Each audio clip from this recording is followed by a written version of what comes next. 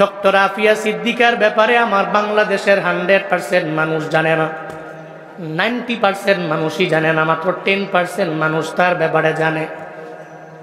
কে সেই ডক্টর আফিয়া জানো? বাংলাদেশে বাড়ি না, পাকিস্তানের মধ্যে বাড়ি।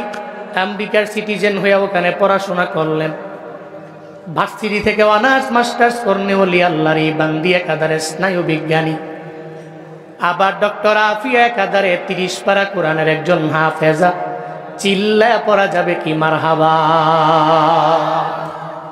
একাধারে স্নায়ু বিজ্ঞানী, আবার কোরআনের হাফেজা, আবার আমেরিকা দামি দামি বড় বড় ভার্সিটি থেকে পড়ুয়া অনার্স মাস্টার্স করনে বলি নারী। আমেরিকার বিজ্ঞানীদের কারণে তার এত অর্জনের পরে মাথা গরম হয়ে গেল। কেন রে? কয় ডক্টর আফিয়া আমগো পরিবেশের থাইকা আমগো চরিত্রের মতো হতে হবে। কেন সে হিজাব পরে, কেন সে নিকাব লাগায়? মাথা নষ্ট হয়ে গেল। কয় এজন্যই তারে জিন্দানখানায় বন্দি করা লাগবে। অথচ ডক্টর আফিয়ার মতো ব্যক্তিরা তো ভালো করেই জানে মহিলারা উলঙ্গ হয়ে চললে সম্মান নাই, মহিলারা হিজাব আর নিকাবের মধ্যেই সম্মান খুঁজে পায়, ঠিক কিনা? উলঙ্গ হয়ে চললে সম্মান নাই। শারজিশা আলমের দিকে দেখো, নব্য গণজাগরণের এক নেতা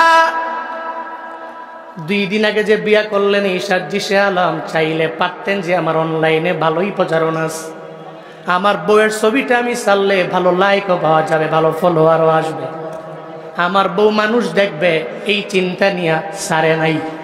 এমন একটা আল্লাহর বান্দি বিয়া করলেন, কোরআনের হাফেজা, এমনকি তার নামটা পর্যন্ত অনলাইনের মধ্যে ঘোষণা করা হয় নাই। শারজিশা আলমরা ভালো করে জানে পর্দার মধ্যে আমার বউরে রাখলে আমার ঘরের মধ্যে রহমত আসবে, বরকত দিয়ে আল্লাহ পরিপূর্ণ ভরপুর বানায়া দিবে। এরা জানে রে, কারণ গায়রতলা স্বামীরা নিজের বউ নিয়ে অনলাইনের মধ্যে ব্যবসা করতে পারে না। একমাত্র যাদের ভিতরে গায়রত নাই, ব্যক্তিত্বহীনেরাই নিজের বউরে অনলাইনে আনতে পারে, ঠিক কিনা? বউ আমার বড় সুন্দরী, আমার বউ আমার ঘরের মধ্যে থাকবে, আমি দেখবো, কেউ দেখতে পারবে না। একটা গায়রতলা স্বামীর এটাই কথা, এজন্য সে তার বউরে অনলাইনে আনতে পারে না। ও আল্লাহর বান্দারা, এই শারজিশা আলম থেকে তুমি শিক্ষা নাও। তুমি যে বিয়ে করার পরে বউয়ের ছবি ফেসবুকের মধ্যে দাও, ইউটিউবে দাও, আবার এখন তো একটা ট্রেন্ডিং আমার দেশের মধ্যে হয়ে গেল, যখন দেখে নিজের ভিডিও মানুষ বেশি দেখে না, তখন একটা বিয়া করে বউটারে ঘরের মধ্যে আনে, এরপরে 2 জনে মিল্লা ভিডিও বানায়, আর এই ভিডিও মিলিয়ন ভিউজ হয়। ও মনে মনে ভাবে এটাই তো আমার ইনকামের প্রথম জায়গা, প্রথম খাত। কয়েকদিন পরে আবার একটা বাচ্চা আসে, এরপর এই বাচ্চাটার প্রতি মাসে মাসে বার্থডে উদযাপন করে। এমন কাপল ব্লগার আমগো দেশে আছে নানা। স্পষ্ট বউ ব্যবসায়ী আছে নাই? কিন্তু গায়রতহীনরা এটা করতে পারে, যার ভিতরে বিন্দু মাত্র পরিমাণ ব্যক্তিত্ব নাই। যার ভিতরে ব্যক্তিত্ব আছে সে জীবনে কোনোদিন তার বউকে অনলাইনে আনতে পারে। হিজাবের সম্মান, নিকাবের ভিতরে সম্মান, পর্দায় নারীর সম্মান, ঠিক কিনা? আল্লাহ আমার মা বোনদেরকে হিজাব, নিকাব, পর্দা মেনটেন করে চলার তৌফিক দান করেন। আরো জোরে পড়ে না আমিন।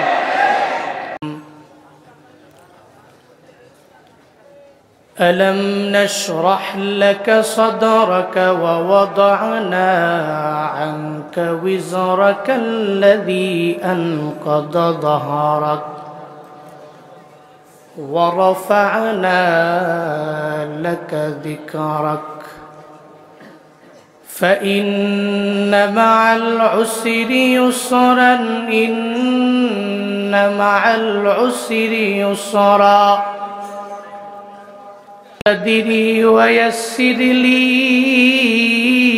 أمري واحلل عقدة من لساني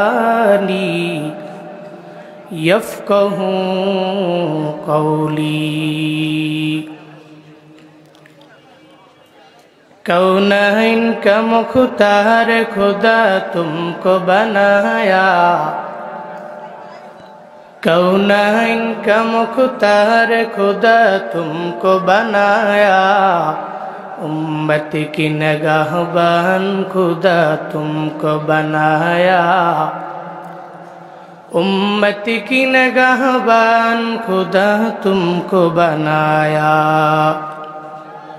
या रब मेरे आँखों में समा जाए मदीना, या रब मेरे आँखों में समा जाए मदीना, मुद्दत से मेरे दिल में तमन्ना है मदीना,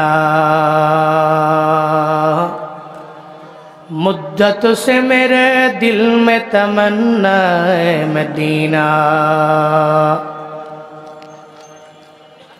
ঐতিহ্যবাহী গোপালগঞ্জ জেলার কাশিয়ানীর বেশপুর পশ্চিমপাড়া রেললাইন সংলগ্ন জামিয়া মসজিদ কমিটি ও এলাকাবাসীর উদ্যোগে আয়োজিত ষষ্ঠ বার্ষিক ওয়াজ ও দোয়ার মাহফিলের আজ ৩রা ফেব্রুয়ারি ২০২৫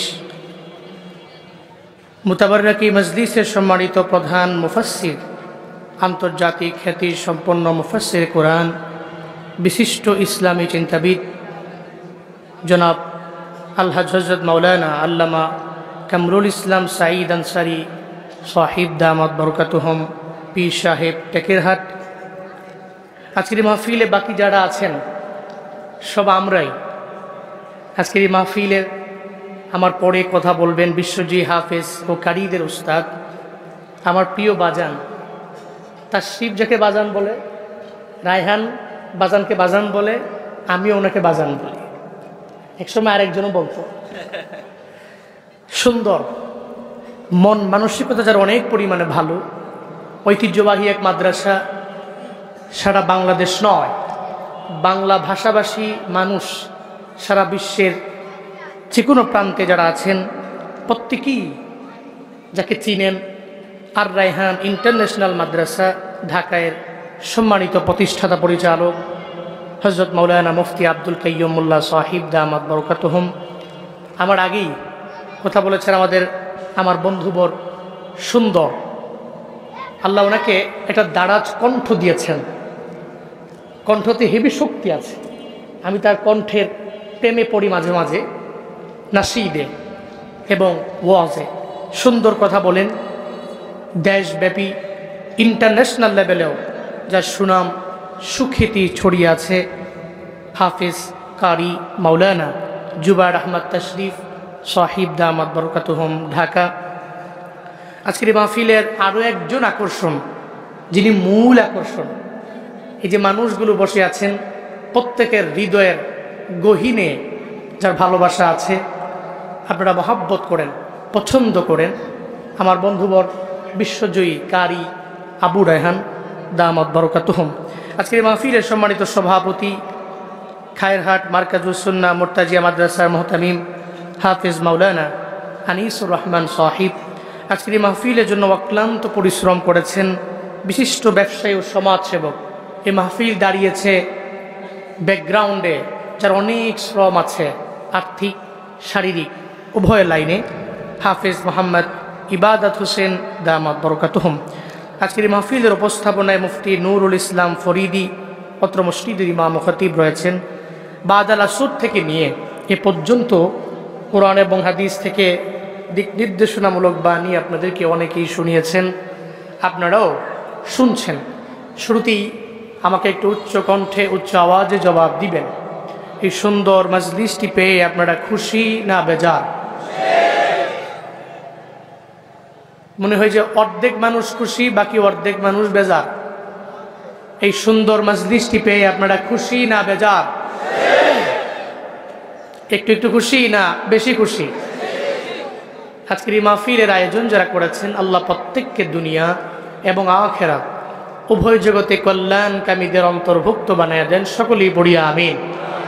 স্পেশালি হাফিজ মাওলানা মোহাম্মদ ইবাদত হোসেন, আল্লাহ ভাইয়ের রিজিকে ব্যবসাতে বারাকা দান করেন, সকলে পড়িয়া আমিন। ভাই সব লং টাইম কথা বলা যাবে না।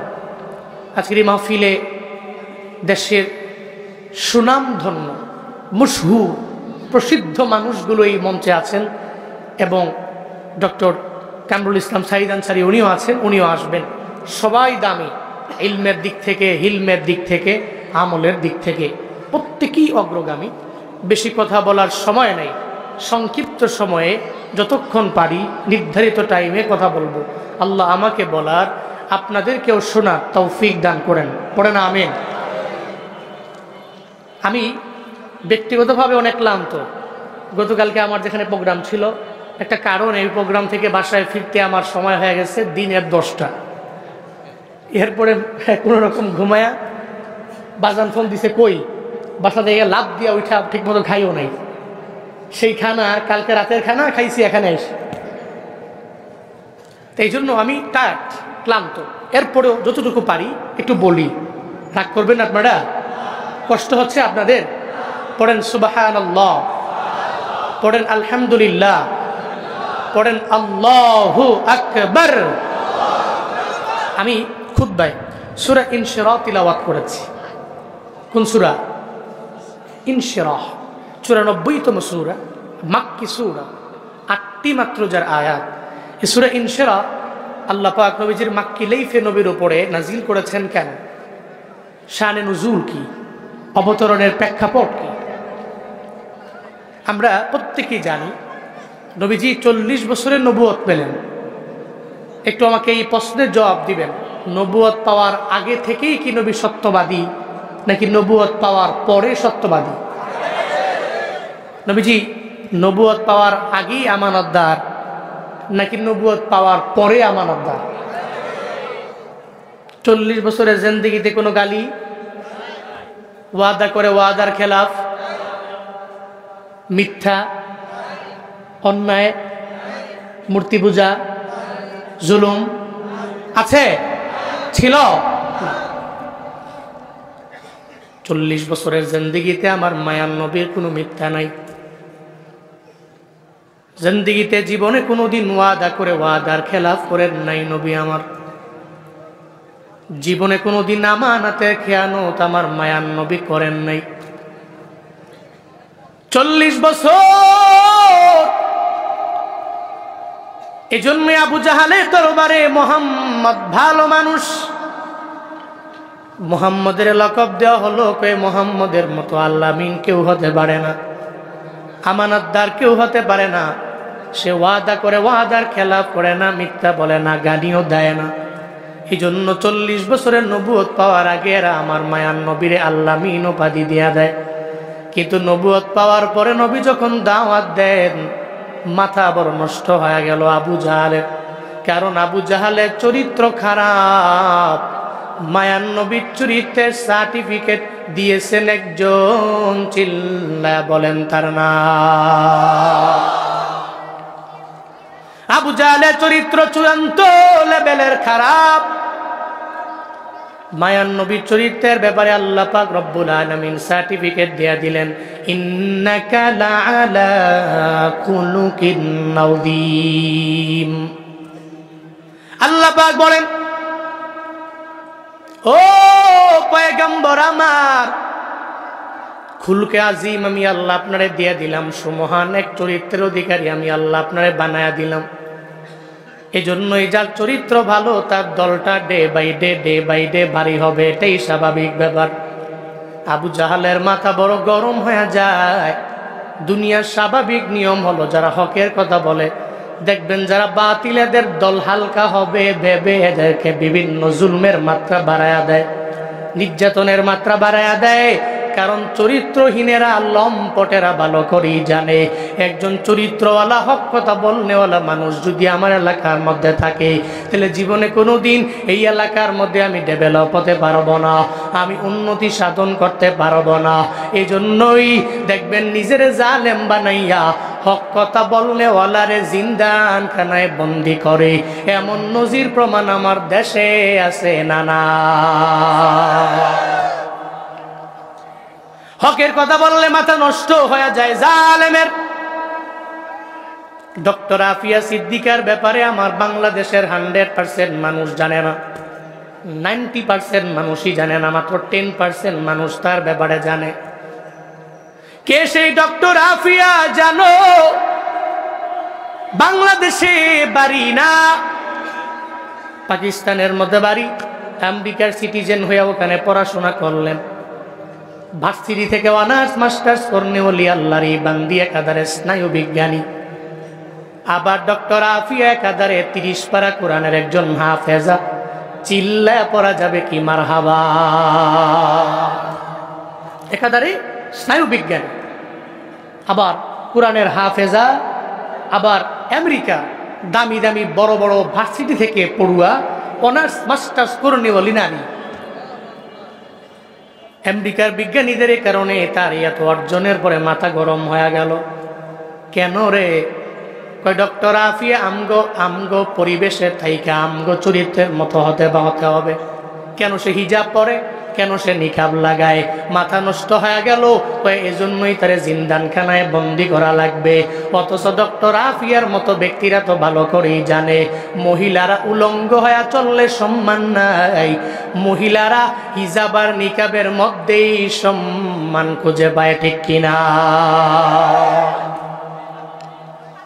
উলঙ্গ হয়ে চললে সম্মান নাই। শারজিশা আলমের দিকে দেখো, নব্য গণজাগরণের এক নেতা 2 দিন আগে যে বিয়া করলেন এই শারজিশা আলম, চাইলে পারতেন যে আমার অনলাইনে ভালোই প্রচারণা আছে, আমার বউয়ের ছবিটা আমি ছাড়লে ভালো লাইকও পাওয়া যাবে, ভালো ফলোয়ারও আসবে, আমার বউ মানুষ দেখবে, এই চিন্তা নিয়ে সারে নাই। এমন একটা আল্লাহর বান্দি বিয়া করলেন, কোরআনের হাফেজা, এমনকি তার নামটা পর্যন্ত অনলাইনের মধ্যে ঘোষণা করা হয় নাই। শারজিশা আলমরা ভালো করে জানে পর্দার মধ্যে আমার বউরে রাখলে আমার ঘরের মধ্যে রহমত আসবে, বরকত দিয়ে আল্লাহ পরিপূর্ণ ভরপুর বানায়া দিবে। এরা জানে রে, কারণ গায়রতলা স্বামীরা নিজের বউ নিয়ে অনলাইনের মধ্যে ব্যবসা করতে পারে না। একমাত্র যাদের ভিতরে গায়রত নাই, ব্যক্তিত্বহীনেরাই নিজের বউরে অনলাইনে আনতে পারে, ঠিক কিনা? বউ আমার বড় সুন্দরী, আমার বউ আমার ঘরের মধ্যে থাকবে, আমি দেখবো, কেউ দেখতে পারবে না। একটা গায়রতলা স্বামীর এটাই কথা, এজন্য সে তার বউরে অনলাইনে আনতে পারে না। ও আল্লাহর বান্দারা, এই শারজিশা আলম থেকে তুমি শিক্ষা নাও। তুমি যে বিয়ে করার পরে বউয়ের ছবি ফেসবুকের মধ্যে দাও, ইউটিউবে দাও, আবার এখন তো একটা ট্রেন্ডিং আমার দেশের মধ্যে হয়ে গেল, যখন দেখে নিজের ভিডিও মানুষ বেশি দেখে না, তখন একটা বিয়া করে বউটারে ঘরের মধ্যে আনে, এরপরে 2 জনে মিল্লা ভিডিও বানায়, আর এই ভিডিও মিলিয়ন ভিউজ হয়। ও মনে মনে ভাবে এটাই তো আমার ইনকামের প্রথম জায়গা, প্রথম খাত। কয়েকদিন পরে আবার একটা বাচ্চা আসে, এরপরে এই বাচ্চাটার প্রতি মাসে মাসে বার্থডে উদযাপন করে। এমন কাপল ব্লগার আমগো দেশে আছে নানা। স্পষ্ট বউ ব্যবসায়ী আছে নাই? কিন্তু গায়রতহীনরা এটা করতে পারে, যার ভিতরে বিন্দু মাত্র পরিমাণ ব্যক্তিত্ব নাই, যার ভিতরে ব্যক্তিত্ব আছে, সে জীবনে কোনোদিন তার বউকে অনলাইনে আনতে পারে। আর হিজাবের সম্মান, নিকাবের ভিতরে সম্মান, পর্দায় নারীর সম্মান, ঠিক কিনা? আল্লাহ আমার মা বোনদেরকে হিজাব, নিকাব, পর্দা মেনটেন করে চলার তৌফিক দান করেন। আরো জোরে পড়ে না আমিন। ডক্টর আফিয়া সিদ্দিকার দোষ কি? কোনো রিজন নাই। দোষ হলো সে মুসলিমা নারী। দোষ কি? তার দোষ হলো কেন সে নিকাব পরে চলে। দোষ কি? কেন হিজাব পরে, এটাই বড় দোষ। আবার হিজাব পইরা সে স্নায়ু বিজ্ঞানী কেমনে হয়? হিজাব পইরা আমগো সিটিজেন কেমনে হয়? পরে পাকিস্তানের করাচির আর্মিদেরকে বলল, সে তো জঙ্গি সংগঠনের সাথে জড়িত আছে, আমাদের কাছে উঠায়া দাও। 2003 সাল থেকে নিয়ে 86 বছরের জেল ডক্টর আফিয়াকে দেওয়া হয়েছে। কত টর্চার তাকে করা হয়েছে। এটাই দুনিয়ার স্বাভাবিক নিয়ম। স্বার্থে আঘাত লাগলে কুফফারদের মাথা গরম হয়। তখন এরা ভালো ভালো মানুষগুলোকে উইদাউট এনি রিজন জিন্দানখানায় বছরের পর বছর বন্দি রাখে। তবে মনে রাখবা, এই বন্দি রাখলেই মুসলমানদের ইসলামের জাগরণ বন্ধ করে দেওয়া যাবে না। কারণ এই বাতি দুনিয়ার কোনো ব্যক্তি জ্বালায় নাই, এই বাতি জ্বালিয়েছেন কে? আরো জোরে বলতে হবে কে? একজনের জবানকে বন্ধ করা যায়, কিন্তু তার ব্যাকগ্রাউন্ডে আরো 10 জন তৈরি করে দিতে পারে কে? বন্ধ করা যায়। এই জন্য ডক্টর আফিয়ার বোন গত বছরে একটা সাংবাদিক সম্মেলনে উনি সাংবাদিকদের জানায়া দিল, বোনের দরবারে একদিন আমি গেলাম, মা যা বললাম, বোন আমার তোমার উপরে টর্চার করা হয়েছে আমি জানি, তবে কি পরিমাণ টর্চার করা হয়েছে আমার একটু বলো না। বন্ডে জানায় দিল, বন্ডে দুনিয়ার এমন কোনো শাস্তি নাই যে আমারে দেওয়া হয় নাই। আমার মুখ থেকে যতগুলা দাঁত আছে প্লাসের মাধ্যমে উঠে দেওয়া হয়েছে। দেখবেন আগের চেহারাটা দেখতে কেমন, এখন চেহারাটা দেখতে কেমন রে বাবা। আপনি দেখার পরে যদি খাঁটি মুসলিম হন, চোখের পানি আপনি ধরে রাখতে পারবেন না। ডক্টর আফিয়া বলে, বোন আমার একদিন টর্চার করতে করতে করতে করতে যখন আমার দুর্বল বানায় ফেললো, আমি ঘুমের ঘরে যখন ওই জিন্দানখানায় গেলাম, আমি তাকায়া দেখি স্বপ্ন যুগে আমার মায়ার নবী হাজির। ডক্টর আফিয়া বলে, আমি বললাম, ও পয়গম্বর, কি দুঃখ আমার কপালে, কোনো কারণ নাই, কোনো কারণ ছাড়া এই জিন্দানখানার মধ্যে আমারে বন্দি করে দেওয়া হলো, কোনো কি কারণ আমার, কি দুঃখ আমার? মায়ার নবী বলছে, আফিয়া দুঃখ তো আমি তোমার জন্য করি না, তোমার কপালে দুঃখ না, দুঃখ আমার 200 কোটি উম্মত মুসলমানের জন্য, যারা আজ পর্যন্ত ডক্টর আফিয়ার পাশে দাঁড়াইতে পারে নাই। জুনায়েদ আল হাবিব গোপালগঞ্জের কাশিয়ানীর বেশপুর থেকে বলে গেলাম, রে বাপ, হাসরের ময়দানে ডক্টর আফিয়া যদি দাঁড়ায় যায়, আল্লাহকে যদি বলে, আল্লাহ গো আমার কোনো অন্যায় নাই, কোনো অপরাধ আমার নাই, কোনো অপরাধ ছাড়া আমারে জিন্দানখানে এতটা বছর আমারে টর্চার করলো, আমারে শাস্তি দিয়া দিল, 200 কোটি মুসলমানের 57টা মুসলিম রাষ্ট্রের শাসকেরা আমার পাশে দাঁড়াইতে পারে নাই। আল্লাহর কসম একবার, আল্লাহর কসম 2 বার 100 বার করে বলে গেলাম, রে বাবা, ওদিন যদি বিচার দেয়, আমরা সবার জবান বন্ধ হবে, একটা জবাব আমরা দিতে পারবো না, ঠিক কিনা? ডক্টর আফিয়া সিদ্দিকার মতো ইমানদার হইও। এমন ইমানদার হতে গেলে দেখবা, হকের কথা বললে তোমার ব্যাকগ্রাউন্ডে অনেক দুশমন দাঁড়ায় যাবে। মায়ার নবী 40 বছর পর্যন্ত ভালো, এরপরে আমার মায়ার নবী তাদের কাছে আর ভালো না। নবীজি দাওয়াত দিতে লাগলেন, আবু জাহাল উতবা সাহেবারা আমার নবীর কথাও শুনতে রাজি না, বরং কানের মধ্যে আঙ্গুল দিয়া রাখে। নবী সাহাবায়ে কেরামদেরকে লইয়া যখন আমার মায়ার নবী হেরামের পাশে নামাজের মধ্যে দাঁড়ায় যায়, উটের নারী বুড়িগুলো পর্যন্ত আমার মায়ার নবীর উপরে চাপায়া দেয়। নবীর মনটা বড় খারাপ, চোখের পানি ফালা ফালা মায়ার নবী কান্না করে উদ্বিগ্ন হয়ে গেল। আল্লাহ কয়, জিবরাইল রে, আমার মায়ার নবী চোখের পানি ফালা কান্না করবে, মানতে পারি না। সূরা ইনশিরা নিয়ে আমার মায়ার নবীর দরবারে যাও, নবীরে গিয়া জানায়া দাও, চিন্তা করার নবীর দরকার নাই, আমি আল্লাহ যারে চাই তার বক্ষটাকে ইসলামের জন্য আমি আল্লাহ কবুল করে নেই, আমি আল্লাহ যারে চাই না তার বক্ষটা ইসলামের জন্য কবুল হবে না। আলাম নাশরাহ লাকা সাদরাকা ওয়া ওয়াদা'না আনকা ওয়িজরাক আল্লাযী আনকাযা যাহরাকা ওয়া রাফা'না লাকা যিকরাক। চিল্লা পড়া যাবে আল্লাহু আকবার, আরো জোরে আল্লাহু আকবার। আল্লাহ পাক বলেন, আলাম নাশরাহ, আমি কি প্রশস্ত করে দেইনি, লাকা সাদরা, আপনার জন্য আপনার বক্ষ আমি আল্লাহ কি প্রশস্ত করে দেইনি? কে প্রশ্ন করেন? কে প্রশ্ন করেন? কারে করেন? বুঝলেন? আল্লাহ প্রশ্ন করছেন, আমি কি আপনার জন্য আপনার বক্ষটাকে প্রশস্ত করে দেইনি? আপনি তো ব্রড মাইন্ডেড, আপনার এই সিনা থেকে, আপনার এই বক্ষ থেকে আমি ছিঁড়ে ভিতর থেকে হৃদয়টাকে বের করেছি। কেউ বলেন 2 বার, কেউ বলেন 3 বার, কেউ বলেন 4 বার, যেটাকে বলা হয় শক্কে সদর, শরহে সদর। 4 বছর বয়সে আল্লাহ নবীর কাছে পাঠিয়েছেন প্রথমে, এরপরে মেয়েরাজে নেওয়ার আগে। কোন সময়? মেয়েরাজে নেওয়ার আগে জিব্রাইল এবং মিকাইল দুইজনে আসছেন। আয়েশা নবীরে ঘুম থেকে জাগায় উম্মে হানির ঘর থেকে নিয়ে বের করে হেরেমের পাশে বসায়া হাতিমে কাবার পাশে নবীর ভিতর থেকে বক্ষটা ছিঁড়া ভিতর থেকে হৃদয়টাকে বের করলেন।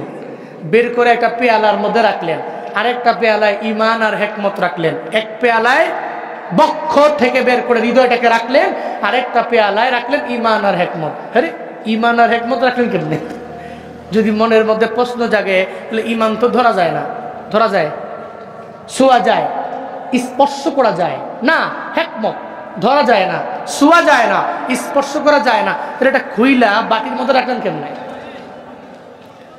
গোপালগঞ্জের মানুষের মধ্যে যদি প্রশ্ন জাগে তাহলে উত্তর হলো, আপনার জ্বর উঠে না? জ্বর উঠলে জ্বর কি দেখা যায়, ছোঁয়া যায়, ধরা যায়? ডক্টরের কাছে যাওয়ার পরে ডক্টর জানায় দিল থার্মোমিটার লাগায়, এই তোমার বডির মধ্যে 98 ডিগ্রি, 99 ডিগ্রি, 100 ডিগ্রি সেলসিয়াস তাপমাত্রা, এতটুকু জ্বর তোমার বডির মধ্যে আছে, তাহলে জ্বর দেখাও যায় না, ছোঁয়াও যায় না, ধরাও যায় না। থার্মোমিটার লাগাইলে বলা যায় বডির মধ্যে কি পরিমাণে জ্বর আছে। গোপালগঞ্জের মুসলমান ঈমান ধরাও যায় না, ছোঁয়াও যায় না, স্পর্শ করাও যায় না, হিকমত ধরাও যায় না, ছোঁয়াও যায় না, ধরাও যায় না। তবে আল্লাহর এমন কিছু ওলি আছে রে, চেহারা দেখলেই বলতে পারে তার ঈমান কতটুকু আছে, হিকমত কি পরিমাণে আছে। আউলিয়ায়ে কেরাম সারা জীবনে কোনোদিন এটাকে কেউ মাপতে পারবে না, ঠিক কিনা? আউলিয়ায়ে কেরাম সারা কেউ মাপতে পারবে। তো বলতেছিলাম, ঈমান আর হিকমত রাখলেন, হৃদয়টাকে রাখলেন পরিষ্কার করে জমজমের পানি দিয়া ধুয়া নবীর ভেতর থেকে সমস্ত ময়লা রক্তপিণ্ড বের করে যে সিনা চাক করেছেন, আল্লাহ সূরা ইনশিরাহ 1 নম্বর আয়াতে সেটা বলেছেন, আমি কি আপনার বক্ষটাকে ইসলামের জন্য প্রশস্ত করে দেইনি? চিল্লায় কি পড়া যাবে মারহাবা? আরো জোরে পড়া যাবে সুবহানাল্লাহ? আমি আপনার বক্ষটাকে প্রশস্ত করে দিয়েছি। فَمَن يُرِدِ اللَّهُ أَن يَهْدِيَهُ يَشْرَحْ صَدْرَهُ لِلْإِسْلَامِ। আল্লাহ পাক বলেন, আল্লাহ যারে চায় হিদায়াত দিয়ে দিবে, ইসলামের জন্য কবুল করে নিবে, ইসলামের পথে তারে প্রতীক বানিয়ে দিবে। আল্লাহ তার কলবটাকে, তার অন্তরটাকে, তার বক্ষটাকে আল্লাহ পাক প্রশস্ত করে দেয়। চিল্লায় পড়েন সুবহানাল্লাহ। হযরত বেলালের দিকে দেখো, ওই বেলালের দাম আমার মাওলার দরবারে কম না বেশি? কম না বেশি? কিন্তু আবু জাহালের দাম আমার আল্লাহর দরবারে আছে, আছে। উতবার দাম আল্লাহর দরবারে নাই, সাহেবার দাম আল্লাহর দরবারে নাই, ওয়ালিদ ইবনে মুগিরার দাম রবের দরবারে নাই। কিন্তু হযরতে বেলাল রাদিয়াল্লাহু আনহুর দাম আমার মাওলার দরবারে এত পরিমাণে বেশি নে বাবা। কেন? বেলালের বক্ষটাকে আল্লাহ ইসলামের জন্য কবুল করলেন, আবু জাহালের বক্ষটা আল্লাহ ইসলামের জন্য কবুল করেন নাই। মক্কা মদিনায় উমরা করার জন্য যারা যায়, আপনারা তো দেখলেন রে বাবা, তাওয়াফ করলেন 7 বার, এরপরে গেলেন সাই করার জন্য। সাফা টু মারওয়া, মারওয়া টু সাফা, সাফা টু মারওয়া, মারওয়া টু সাফা, সাফা টু মারওয়া।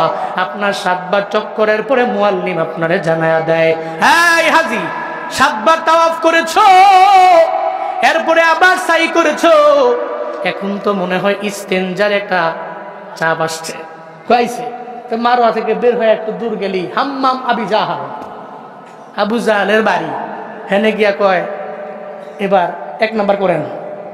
মুরব্বী সাহেব জীবনে তো আবু জাহালের কথা কম শোনেন নাই, চাপ আসলে 2 নাম্বারটা আরো আগে সারেন।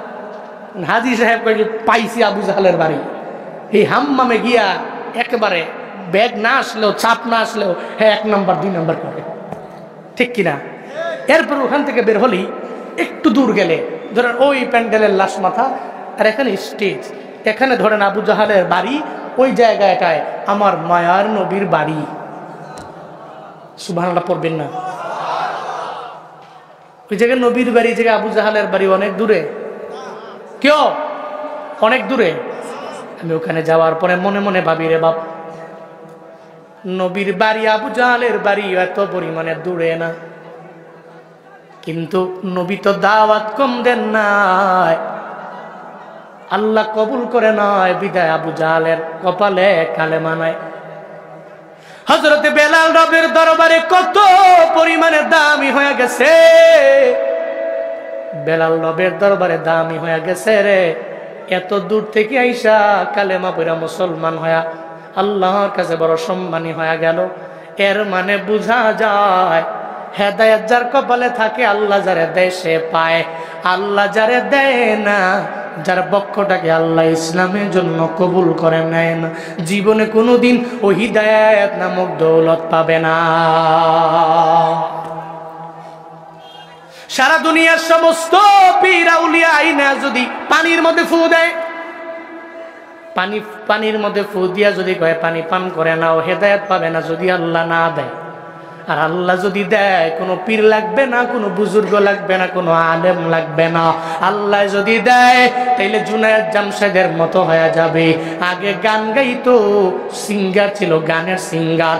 আল্লাহ এমন কবুল করে নিয়েছেন, আল্লাহ এত পরিমাণে দামি বানায় দিয়েছে। আজ সারা বিশ্বের সমস্ত মুসলিম রাষ্ট্রের মধ্যে জুনায়েদ জামশেদের দাম আছে না নাই? ওনার নাশিদ শুনে কি শুনে না? রবের দরবারে আল্লাহ দামি বানায় নিলেন, আল্লাহ তার বক্ষটাকে ইসলামের জন্য কবুল করে নিলেন। সূরা ইনশিরার 2 এবং 3 নম্বর আয়াতে আল্লাহ নবীরে বলেন, ওয়া ওয়াদানা আনকা উযরাকাল্লাযী আনকাদা যাহরাক। চিল্লায় পড়েন আল্লাহু আকবার, আরো জোরে আল্লাহু আকবার। আল্লাহ পাক বলেন, ওয়া ওয়াদানা, আর আমি নামিয়ে দিলাম, আনকা নবী আপনার থেকে, উইজরক আপনার জিন্দেগীর সমস্ত বোঝা আমি আল্লাহ নামায়া দিলাম। আল্লাযী আনকাদা যাহরাক, যে বোঝা আপনার পৃষ্ঠদেশ পর্যন্ত নয়া দিয়েছিল, ওই সমস্ত বোঝা আমি আল্লাহ আপনার থেকে নামায়া দিলাম। কোন সুবহানাল্লাহ। বোঝা কি? বোঝা হলো নবীর জিন্দেগীতে কোনো গুনাহ আছে? কথা বলে না। আপনারা ঘুমাইতেছে, রাগ করতেছে, পড়েন সুবহানাল্লাহ। হইছে না? কোন আলহামদুলিল্লাহ। আরো জোরে চিল্লে আল্লাহু আকবার। কোরআনের আলো খালি ঘরে ঘরে জ্বালতে জ্বালতে শেষ। আপনার সংসদে জ্বালেন, খুদা কা কসম পুরা দেশ কোরআন দ্বারা আলোকময় হবে, ঠিক কিনা? আমি ঘরে ঘরে জ্বালো তো আমার জন্মে পড়তে গেলে হুনি হই, ওখানে জ্বালেন।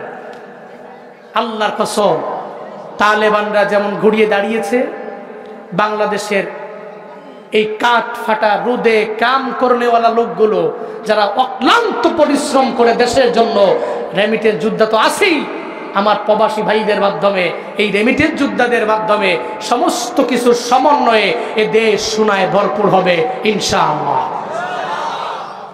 আল্লাহ এমন দেশ আমাদেরকে দান করেন। আরো জোরে বলেন আমিন। রাগ করেছেন আপনারা? কষ্ট হয়েছে আপনাদের? আল্লাহ পাক বলছেন, আপনার সমস্ত বুঝা আমি নামিয়ে দিলাম। যে বুঝাসমূহ আপনার পৃষ্ঠদেশ পর্যন্ত নোয়া দিয়েছিল, এ বুঝা কি? নবীর জিন্দেগীতে কোনো গুনাহ? সূরা ফাতিহার 2 নম্বর আয়াতের মধ্যে আল্লাহ জানায়া দেয়, লিয়াগফিরা লাকাল্লাহু মা তাকদ্দামা মিন যামবিক ওয়া মা তাআখার। পড়েন আল্লাহু আকবার। আল্লাহ কয়, নবী আপনার জিন্দেগীর শুরু থেকে নিয়ে শেষ পর্যন্ত সমস্ত গুনাহ তো নাই, এরপরও আমি আল্লাহ মাফ করার ঘোষণা দিয়া দিলাম। যেই নবীর জিন্দেগীতে গুনাহ নাই, এরপরেও নবী তাওবা করে 100 বার। ডেইলি কয়বার? আমরা গুনাহ আছে, তাওবা করি কয়বার? সূরা ইনশিরা থেকে 2 নম্বর শিক্ষা। নবীর জিন্দেগীর সমস্ত বুঝা, সমস্ত গুনাহ আল্লাহ মাফ করে দিয়েছেন, নাই কোনো গুনাহ, এরপরেও ডেইলি তাওবা করে কয়বার? আমগো গুনাহ আছে, তাওবা করার কথা 1000 বার, আমরা করি কয়বার? ইয়া আইয়ুহান নাস ইলাল্লাহ ফাইন্নী আতুবু ইলাইহি ফি কুল্লি ইয়াউমিন মিয়াতা মাররা। হাই মদিনাওয়ালা নবী জানায়া দিলেন, উম্মতেরা আল্লাহর দরবারে তওবা করে নাও। কেন করবা? আমি নবী ফাইন্নী আতুবু ইলাই, আমি ওনার নিকট তওবা করি ফি কুল্লি ইয়াউমিন, বছরে একবার না, মাসে একবার না, সপ্তাহে একবার না, ডেইলি আমি নবী আল্লাহর দরবারে তাওবা করি 100 বার। এই নবীর উম্মতেরা নবী যদি তাওবা করে 100 বার, আমগো তাওবা করার কথা গুনাহের দিকে তাকায় 1000 বার। 1000 বার পারবো না, 500 বার পারবো না, 200 বার পারবো না, 100 বার 50 বার পারবো না, অন্তত পক্ষে 2-3 বার 4 বার ডেইলি তাওবা করে নিবে। একটু কবরের পাশে গিয়া দাঁড়ায়া যান না রে বাবা। যেই জায়গার মধ্যে আপনার বাবা কবরের মধ্যে শুয়া রইল, আপনার মা কবরের মধ্যে শুয়া রইল, একটু চিন্তা করেন না রে বাবা। আপনার বাবায় যে বিদায় নিয়ে চলে গেল, যেই বাবার পাওয়ার এত পরিমাণে ছিল এলাকায়, কাশিয়ানির মধ্যে আপনার বাবার পাওয়ার ছিল অনেক, হাত নাড়ায়া নাড়ায়া বিচার করত। যেই বাবায় এত পরিমাণে ছিল পাওয়ারওয়ালা, আজকে সেই বাবায় কবরের মধ্যে শুয়ে আছে রে বাপ। আপনিও তো এই বাবার পেছনে একদিন কবরে যাওয়া লাগবে, ওই বাবার পাশে গিয়ে কবরের মধ্যে শোয়া লাগবে। আপনার মায়ের যে ছিল সুন্দরী, আপনার মায়ের এই সৌন্দর্য দেখার জন্য বিয়ে করে যখন আপনার বাবায় আনছে, ওনারে দেখার জন্য এলাকার সমস্ত লোকেরা বাড়ির মধ্যে আসলো। একদিন এই মাও তো দুনিয়া থেকে আপনার বিদায় নিয়ে চলে গেল। মনে রাখবেন রে বাবা, আপনার দাদার দাদার দাদার দাদার নাম আপনি জানেন না, আপনার নাতির নাতির নাতির নাতির নাতি আপনার নামও জানবে না। এজন্য চিন্তা করে নেন, যেই দুনিয়ার জন্য এত দৌড়ে পাগল পারা হয়ে গেলেন, নিয়ত করে নেন অন্তত পক্ষে ডেইলি কবরের কথা তওবা ইস্তিগফার 2-3 বার করব। আল্লাহ তৌফিক দান করেন, পড়েন আমিন। 4 নম্বর আয়াতে আল্লাহ পাক বলেন, ওয়ারাফা'না লাকা যিকরাক। নবী, আমি আপনার জিকির সম্মান সমস্ত কিছু আমি আল্লাহ বাড়ায়া দিলাম। আপনার জিকির আমি আল্লাহ বাড়ায়া দিলাম, আপনার সম্মান আমি আল্লাহ বাড়ায়া দিলাম, আপনার মর্যাদা আমি আল্লাহ বড় মায়া করে বাড়ায়া দিলাম। গোপালগঞ্জের মুসলমান, একটু আগে যে আমি খুতবা পড়লাম, ওই খুতবার মধ্যে আল্লাহর নামের পরে নবীর নাম আছে না নাই? আসেনি? বাইতুল মুকাররমের মুয়াজ্জিন আজান দেয়, ওই আজানের মধ্যে আল্লাহর নামের পরে নবীর নাম আছে না নাই? একামতের মধ্যে আমার আল্লাহর নামের পরে নবীর নাম আছে না নাই? তাহলে আল্লাহর যেখানে নাম, ওই জায়গায় নবীর নাম। আল্লাহ নবীর দাম বাড়ায়া দিলেন, নবীর জিকির আল্লাহ বাড়ায়া দিলেন, সম্মান আল্লাহ বাড়ায়া দিলেন। আল্লাহ পাক জানায়া দেয়, ওয়ারাফা'না লাকা যিকরাক, আপনার জিকির আপনার সম্মান আমি আল্লাহ বুলন্দ করে দিলাম। কোন মারহাবা। সব সম্মান মর্যাদা আমি আল্লাহ বাড়ায় দিয়েছি। শুধু তাই না, আপনার ঘাম মোবারক, আপনার জিহ্বা লালা মোবারকের দাম আমি আল্লাহ এত পরিমাণে বুলন্দ করেছি। দুনিয়ার সমস্ত মেডিসিন যদি এক পাল্লায় দাও, আর একটা পাল্লায় যদি আমার মায়ার নবীর জিহ্বা মোবারকে একটু লালা মোবারক দাও রে বাপ, দুনিয়ার সমস্ত মেডিসিনের পাল্লা হালকা হয়ে যাবে। আমার মায়ার নবীর 1 ফোঁটা লালা মুবারকের দাম এবং পাল্লা ভারী হয়ে যাবে। কোন মারহাবা। আল্লাহ বলেন, সবকিছু আমি আল্লাহ তো আপনার জন্য বাড়ায়া দিল। فإن مع العسر يسرا إن مع العسر يسرا। নবী হে, দুঃখের পরে আমি আল্লাহ আপনার জন্য মহান সুখ রেখে দিলাম। এটাই দুনিয়ার বাস্তবতা। আপনি সুখের সাগরে যাবেন, দুঃখের সাগরে পড়বেন না, হবে না। জুনায়েদ আল হাবিব ধৈরেই জুনায়েদ আল হাবিব না, মুফতি আব্দুল কাইয়ুমুল্লাহ আমার বাজান ধৈরেই উনি এই পর্যায়ে না। জীবনে কত কষ্ট করেছেন, কাছে থাইকা দেখছি, জীবন পরিশ্রম করলেন, কিন্তু আল্লাহ এখন বড় দামি বানায়া দিল। কারিয়া বুরাইহান দইরাই কারিয়া বুরাইহান না, জুবায়ের আহমদ তাশরিফ দইরাই জুবায়ের আহমদ তাশরিফ না। দেখবেন ব্যাকগ্রাউন্ডে দুঃখের অভাব নাই রে বাবা। এই দুঃখের সাগর পাড়ি দিয়ে দিয়ে কষ্ট করে করে আল্লাহ একটা সময় সুখের সাগরে বান্দারে নিয়ে যায়। কাটাহিরি ক্ষান্ত কেন কমল তুলিতে, দুঃখ বিনা সুখ লাভ হয় কি বহিতে। পদ্ম ফুল আনবা, কাটার দা খাবে না, হবে না। সুখের সাগরে যাইবারে গোপালগঞ্জের মানুষ দুঃখ আর কষ্ট আর ক্লেশ পাড়ি দিতে হবে না, বিষয়টা এমন না। আগে দুঃখের সাগর পাড়ি দেও, এরপরে ধৈর্য আর ইমান নিয়ে যদি অগ্রগামী হয়ে যাইতে পারো, একটা সময় দেখবা সুখের সাগরে তুমি হাবুডুবু খাও, কারণ কষ্টের পরে সুখ আল্লাহ দিবেন, এই ব্যাপারে প্রতিশ্রুতি আল্লাহ দিয়েছেন, ঠিক কিনা? ইন্নামাল উসরি উসরান, ইন্নামাল উসরি ইউসরা, নিশ্চয়ই কষ্টের পরে কি আছে? কি আছে? সুমহান সুখ আছে। এজন্য ডিপ্রেশন নাই, হতাশা নাই। আমার জীবনে বিপদ আসলে, মুসিবত আসলে অসুবিধা নাই, আল্লাহ তো আছে। দুনিয়ার সমস্ত মানুষ আমাকে ছেড়ে গেলেও আমার পাশে কে? পাশে কে? সমস্ত মানুষ ছেড়ে গেলেও আল্লাহ আমার পাশে আছে। এই চিন্তা নিয়ে অগ্রগামী হন। কষ্টের পরে আল্লাহ সুমহান সুখের সাগরে আমাকে নিয়ে যাবে। এরপরে ফাইদা ফারাগতা ফানসাব ওয়া ইলা রাব্বিকা ফারগাব। আল্লাহ পাক বলছেন, যখন আপনি দুনিয়াবি লাইন থেকে, দুনিয়াবি কাজ থেকে ফারেগ হবেন, ফানসাব, আপনি কঠিনভাবে ইবাদতে মগ্ন হন। দুনিয়াবি লাইনের কাজ শেষ, তখন তো বসে থাকলে হবে না, ইবাদতে মগ্ন হওয়া লাগবে। এক কথায় ওয়া ইলা রাব্বিকা ফারগাব, আপনার রবের দিকে আপনি ঝুঁকে পড়েন, আপনার রবের দিকে আপনি মনোনিবেশ করেন। আপনি যখন ফারেগ, আপনি যখন অবসর, তখনই আপনার রবের ইবাদতে আপনি ঝুঁকে পড়েন। আল্লাহ নবীরে কেন বললেন? নবী তো এত ইবাদত করতেন, পা মোবারক পর্যন্ত ফুলে যেত। আদেশ দেওয়া নবীরে মানে নবীর সমস্ত উম্মতকে দেওয়া। সমস্ত নবীর উম্মতেরা ফারেগ হয়ে গেলে ইবাদত করবে কার? কার? আর ইবাদত করার মুখ্যম সময়টা কোন কাল? নাবালেগ, বুড়া। বুড়া তো আছে ঠিক মতো অজু বানাইতে ঠিক মতো পারে না, যায় বানায়, হাত মুখ ধোয়ার পরে হোম মিনিস্টারকে বলে অজু ছুটে গেছে গা, পানিও শেষ, আবার দাও। পরে আবার অজু করে, এরপরে মুখটা ধুয়ে হাত পর্যন্ত গেছে, আবার কয় অজু ছুটে গেছে গা, আবার পানি দাও। ঠান্ডা পানি না, তাও গরম পানি। বাপ, আমি আপনারে বলি, এই যে বুড়া হয়ে গেলেন, চাইলে আপনি জুয়ান কালের মতো ইবাদত করা ইম্পসিবল, কিন্তু জুয়ান কালে ইবাদত করা আপনার জন্য সহজ। এটা আপনি চাইলেই করতে পারেন। আপনি যে ফারেগ হয়ে গেলে ইবাদত করবেন, আপনার ইবাদতটা কোন সময় হবে শিখলাম আজকে। আমার যৌবনকাল ইবাদত করার মুখ্যম সময়। না নাবালেগ না বুড়া, এই দুই হালাতে আমি পারি না, কিন্তু জুয়ান কালে আমি চাইলেই সমস্ত ইবাদত করতে পারি। সারা রাতের 3 ভাগ কইরা 1 ভাগ আমি ইবাদতের মাধ্যমে কাটাইতে পারি। চাইলে আমি ঠান্ডা পানি দিয়ে অজু বানাইতে পারি, চাইলে আমি দৌড়ে বিভিন্ন মসজিদে যেতে পারি, চাইলে বৃষ্টি দিয়ে আমি হাঁটতে পারি, চাইলে বৃষ্টি দিয়ে আমি ভিজতে পারি। যেটা নাবালেগ অবস্থায় ইম্পসিবল, বুড়া অবস্থায় ইম্পসিবল, ওটা জুয়ান কালে পসিবল। তাহলে ইবাদতের মুখ্যম সময় যৌবন কাল। নিয়ত করো যুবকরা, যৌবন কালে ইবাদত করব। রাজি আছেন তো ইনশাআল্লাহ? রাজি আছেন তো ইনশাআল্লাহ? আল্লাহ তৌফিক দান করেন, সকলেই পড়ি আমিন। তাহলে সূরা ইনশিরা থেকে আমরা কি পেলাম?